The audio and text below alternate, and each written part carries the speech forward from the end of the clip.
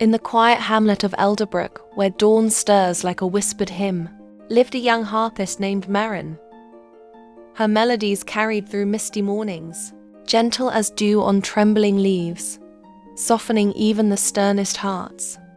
Maren played beneath an ancient willow standing by the silver stream. Villagers claimed the tree remembered every sorrow spoken beneath its boughs.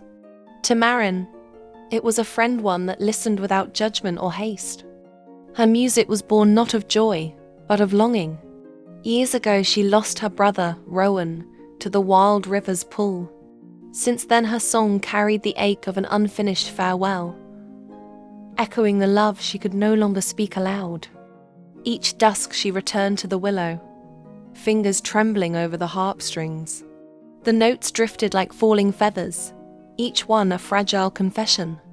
And though pain dwelled in her heart, her music steadied the weary souls of Elderbrook. One evening a traveller came, an old wanderer with eyes like winter smoke. He paused before her, listening as though the music unlocked some long-sealed chamber within him. "Child," he said, "you play as if summoning a spirit."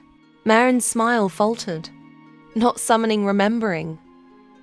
The wanderer bowed his head, understanding passing between them like a quiet prayer. He asked to sit, and together they watched the stream whisper against its moonlit stones.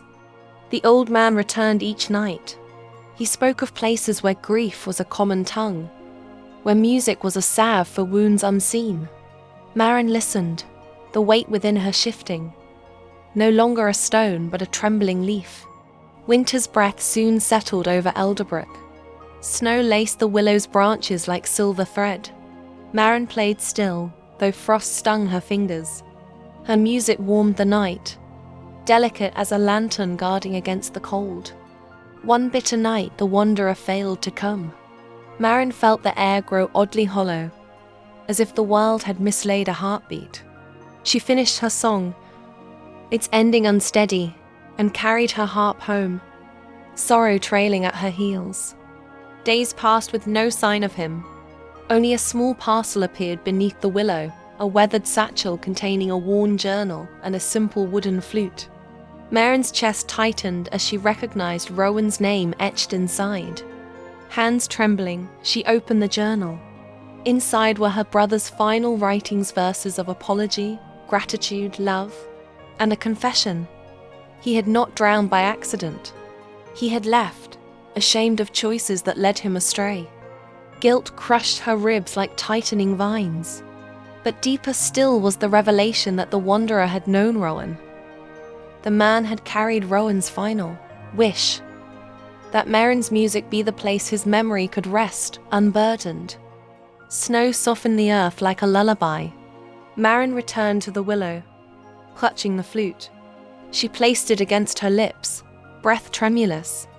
The first notes rose fragile, wavering yet full of the brotherly echo she feared she had forgotten. Her playing called forth villagers, drawn by the melody's haunting grace. They stood silent as Maren played both harp and flute, weaving two voices into one, a duet between grief and forgiveness.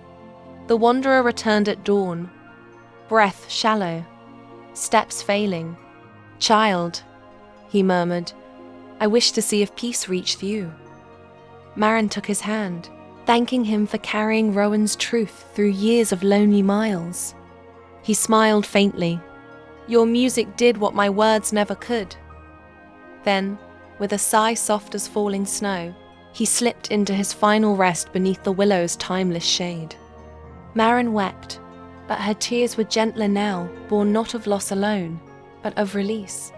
She buried his flute case beside the roots, returning his last duty to the earth he had walked so long.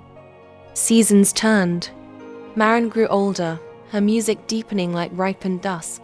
Villagers said no melody ever held such tenderness, for she played not merely for the living, but for every soul she had loved and lost. Years later, when her own final winter came, Maren sat beneath the willow one last time. She placed her harp against the trunk, closed her eyes, and whispered a promise into the wind. "Let my song find those I loved. At dawn she was gone, her face serene, her hands still lightly resting on silent strings.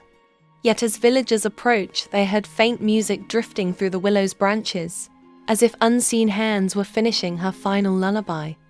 To this day, Elderbrook speaks of Maren's harp, the one that plays on nights when mist lifts gently from the stream.